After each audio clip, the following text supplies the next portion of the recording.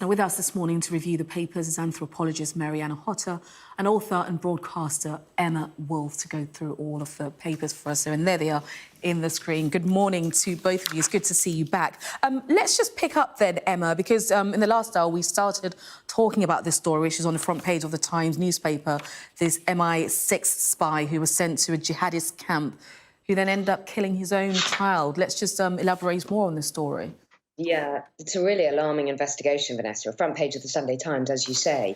This is about a British spy who, in his 20s, was sent by MI6 to a jihadist terrorist training camp in Waziristan. There was extreme concern and warnings and awareness of his vulnerability, and he later went on to kill his own child. Now, he was vetted for overseas work and cleared as an intelligence agent, despite being scored as the most emotionally unstable that could be scored on their sort of scoring systems. He was he had reported himself as being sexually abused as a child. He had had a mental breakdown as a young adult. And during previous work for MI5, his wife had been sent to a refuge for domestic abuse victims. These come from leaked documents, and the details of what he went through in Waziristan is really quite appalling.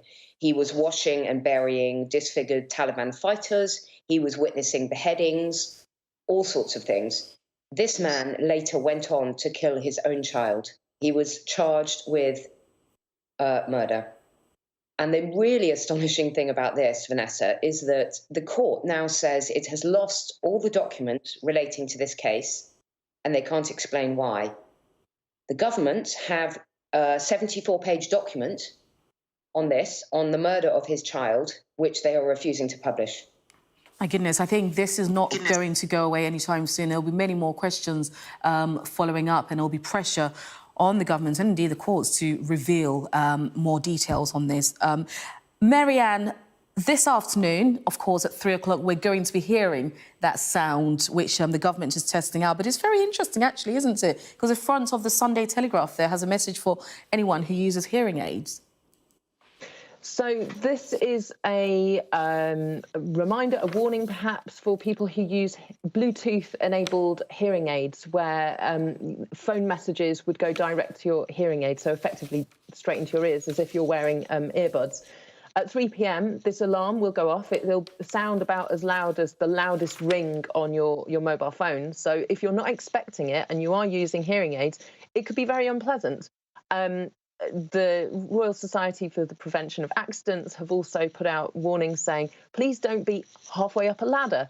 Don't be threatened or alarmed when you're driving. Maybe be careful if you're using sharp or dangerous tools at 3 p.m. and it might cause people to jump, to have a shock, to scramble to find their phone because they're not familiar with the sound that it's making. I mean, fundamentally, it has to be quite alarming in order for it to work as a sound that people would register, recognise and do something about when it's activated for real. This is only a 10-second test, of course. In principle, these alarms should be used for, or are planning to be used for extreme weather events, wildfires, floods, but not things like terrorist attacks. And there is the question, how likely in the UK is there going to be an imminent threat posed by weather, for example, or flooding, that can't be shared with a populace in other ways that aren't quite so immediate? We don't really have the same kind of weather that you might have in Australia with wildfires or huge life-threatening storms in the way that in America they can travel very rapidly over large land masses. We don't really have that. We do have flooding, of course, but maybe that's kind of where this would be used. But maybe text messages could do that job. And Emma, let's just talk about how things are changing then in the workplace. I'm looking at this the story here in the Times. I mean, look, even I'm confused. The mind boggles. You know, would you send a WhatsApp to a superior? Would you follow an intern on TikTok? Too many questions. What are we supposed to do according to this article? Well, the old rules no longer apply, basically. This is a slightly lighter story, and it made me chuckle. Basically, everything has changed since lockdown.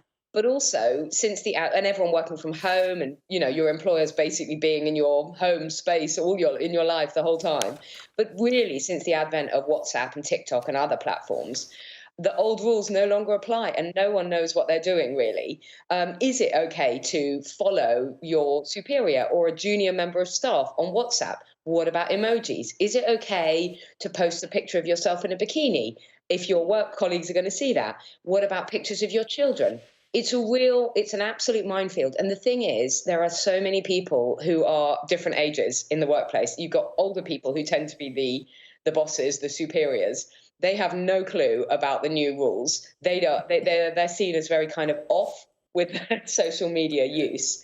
Is it, more seriously, is it harassment if you like a picture of a junior member of staff in her bikini on the beach? Is it sort of odd if you post a picture of yourself lying drunk at the weekend? Too many questions. I tell you what, just mute them. Mute everyone. Around in this minefield. Thank you so much. It's been lovely to have both of you, Mariana Hotta and Emma Wolf. Thank you very much indeed to both of you for your time.